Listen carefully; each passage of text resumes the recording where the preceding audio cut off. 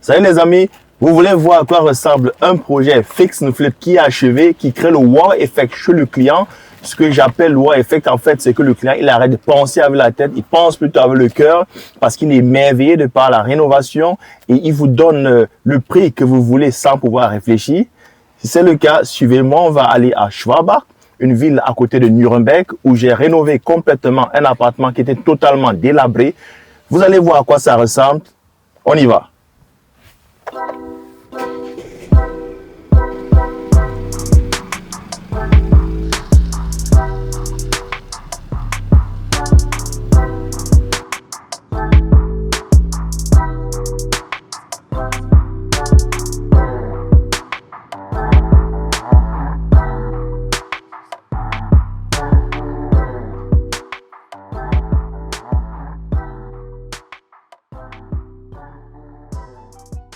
Alors, bienvenue dans l'appartement. C'est un 2 pièces qui comporte un salon, une chambre à coucher, une douche, une cuisine et des WC séparés.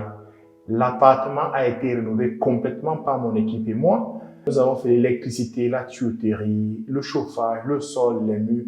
Ça nous a pris environ 1 mois et demi pour tout terminer. Donc, la partie fixe est déjà terminée. Il reste maintenant la partie flip. On est donc en train d'apprêter le bien en le décorant un peu, faire un petit home staging, une petite décoration pour pouvoir le mettre online et passer à la partie, la vente, le flipping.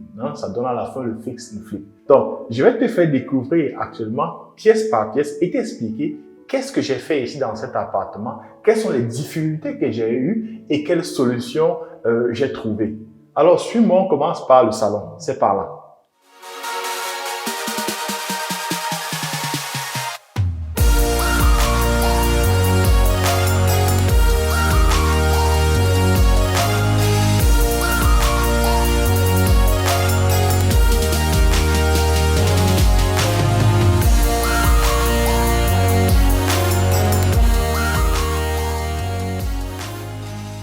Là, nous sommes au salon et comme tu peux le voir, on a déjà commencé à équiper le salon avec quelques meubles. C'est un mini home staging qu'on fait avant de mettre l'objet online. Ce salon, comme tu le vois, il n'était pas comme ça avant. Il était totalement pourri. Qu'est-ce qu'on a fait ici? En dehors de l'électricité, comme j'ai dit, on a fait l'électricité dans chaque pièce. Ce qu'on a fait ici, c'est par exemple les murs. Les murs avant, c'était les papiers peints et les papiers peints anciens.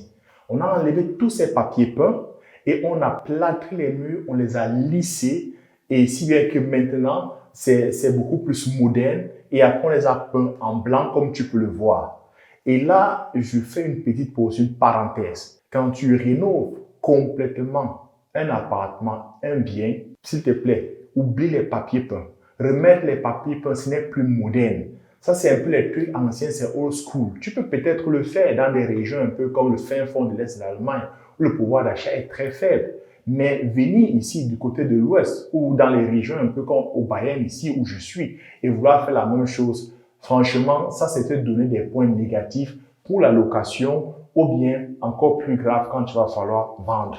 Donc, ce qui est bien toujours, c'est de lisser les murs et de les peindre en blanc parce que ça a un effet. Quand tu peins les murs en blanc, pas une autre couleur que le blanc, une couleur foncée. Mieux le blanc, ça a un effet optique. Donc, quand tu vois c'est en blanc, tu as l'impression que la salle est beaucoup plus grande qu'elle ne l'est. Un deuxième point aussi très important, c'est au niveau des Okerleisten. Les Okerleisten que tu peux voir en bas, en fait, on les a fait aussi en blanc comme le mur.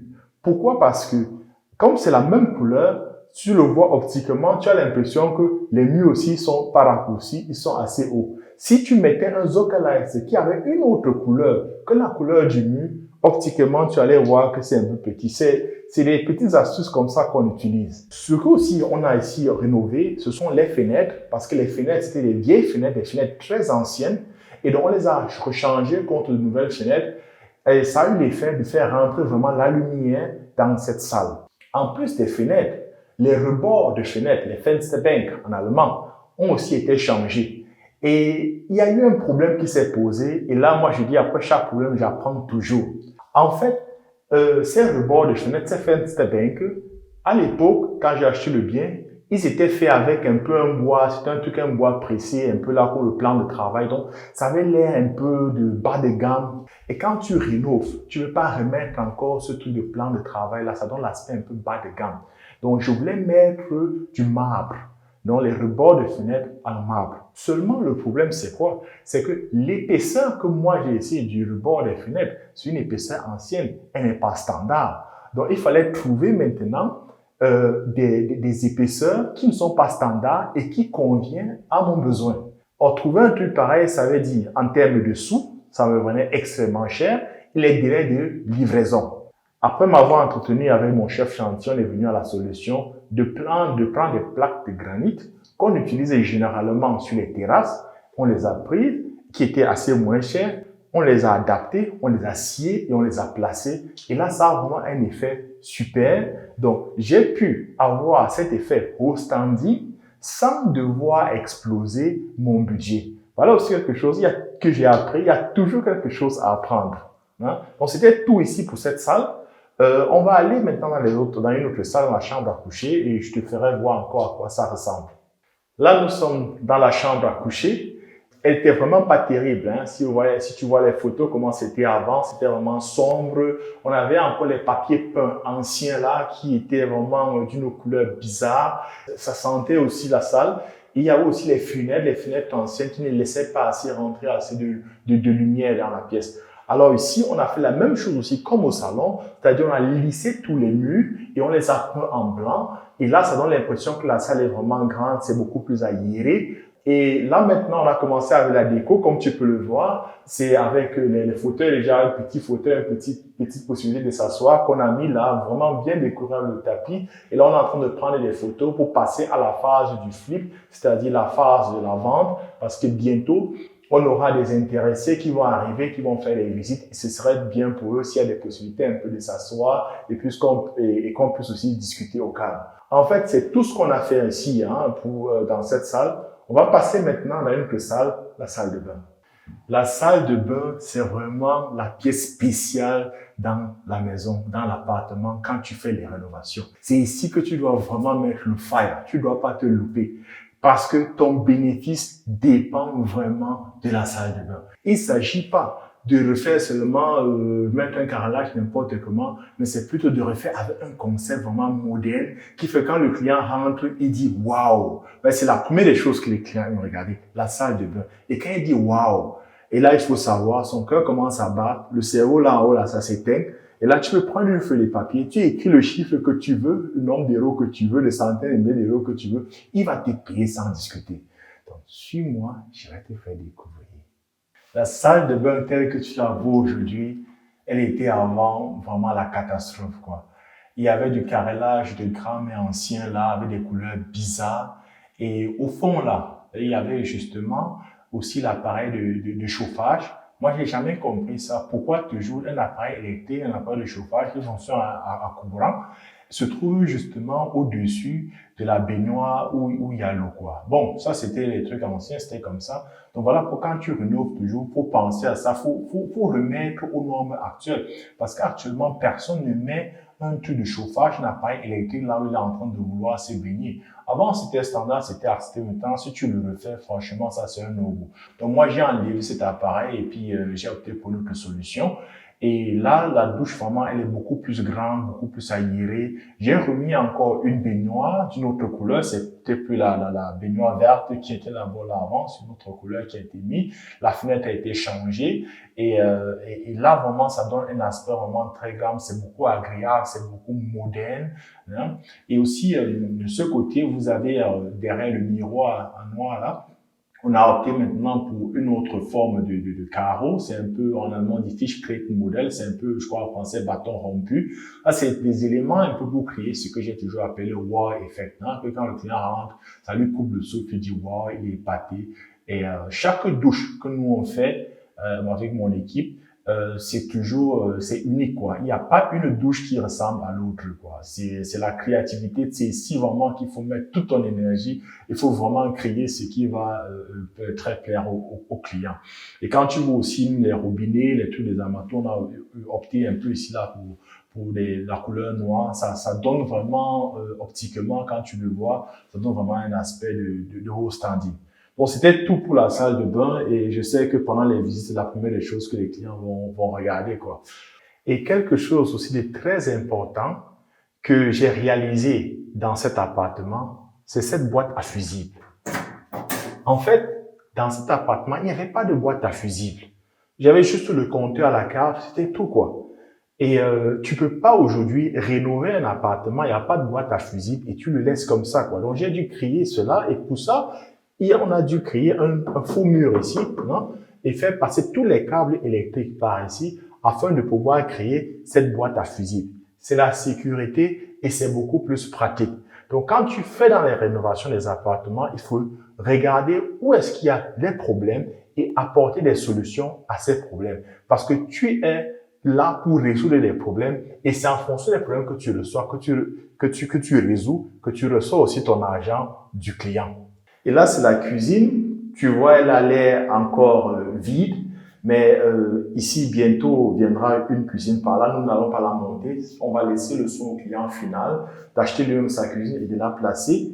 Mais comme tu peux le constater, on a déjà placé les prises un peu partout, ainsi que les sorties de l'eau. Là, ça, ce sera ici la machine à laver. Parce que avant de placer tout ça, on fait toujours nos dessins 3D. Je te parlerai de ça à la fin de la planification. Donc, on a planifié ici une cuisine finale en 3D et c'est ça qui nous a permis maintenant de savoir où placer les prises, où placer quoi dont et pouvoir en avoir besoin. Donc, tout a déjà été ici configuré et c'est comme ça qu'on a placé nos prises, on a placé nos éléments, on a placé les points d'eau et le client final, s'il veut, on peut lui donner le dessin 3D, il n'a qu'à commander sa cuisine comme on a déjà dessiné, quoi. Ici, en plus, les fenêtres aussi ont été changées, comme partout dans la maison. Et puis, les rebords de fenêtres, là, les fenêtres, c'est bien qui ont aussi été refaits à nouveau. Les murs peints en blanc, la même chose comme j'ai dit partout, hein. Là, c'est le WC. Et comme tu peux le voir, c'est le même look un peu qu'en la salle de bain. Donc, on a ces carreaux derrière, là, bâton rompu, fiche crête modèle. Et même tous les éléments que tu peux voir ici, comme un peu les robinets là, c'est la même chose, c'est la même couleur que de l'autre côté. Cette salle vraiment avait un aspect, n'était vraiment pas terrible. Ça, si tu n'avais pas envie d'entrer ici dans cette salle, on l'a rénovée complètement et là maintenant c'est très agréable de la voir. Et là, tu vois le design vraiment c'est très captivant. C'est des éléments comme je dis qui créent ce qu'on appelle le wow effect. Et tu vois en haut, on a des cloisons sèches qu'on a fait avec des spotlights. Tout en haut là. Donc, ça donne vraiment l'aspect très moderne et c'est ça qui fait que le client a toujours l'impression que ça, c'est du rénovation de bon standing. En fait, c'est ce que moi, je fais, hein. Un dernier point sur lequel on a dû faire attention, c'était vraiment le sol. Comme tu peux le constater, c'est le même sol qui est partout dans chaque pièce, à part la salle de bain, où il y a des carreaux, ça c'est des carreaux au sol et les WC où c'est aussi des carreaux, mais sinon, ça c'est un laminat de qualité qu'on a mis avec des lignes vraiment très fines, quoi. On a dû se décider de ce design parce que la salle, l'appartement n'est pas assez grand et donc on avait besoin des lignes un peu plus fines pour ne pas que optiquement on puisse voir, ça puisse avoir cette impression que la salle, l'appartement n'est pas très grand. C'est des petits détails, mais qui comptent beaucoup sur l'appréciation du client quand il rentre dans l'appartement, ce qu'il ressent et tout. Il peut pas te le dire, mais il le ressent. C'est tellement psychologique. Et c'est de l'expérience. Avec le temps, tu acquiers cette expérience. C'était là tout ce que je voulais te présenter, partager avec toi. J'espère que la visite guidée t'a plu. Et maintenant, j'aimerais avoir ton point de vue. Comment tu trouves l'appartement? Comment tu trouves les rénovations? Qu'est-ce qui t'a plu? Qu'est-ce que tu ferais peut-être autrement que ce que nous avons fait? Et est-ce que tu peux t'imaginer habiter dans cet appartement parce que le design te plaît ou tu dis non, c'est pas ton truc? Sois honnête avec moi, laisse-moi tes idées, laisse-moi cela en commentaire, ce que tu en penses.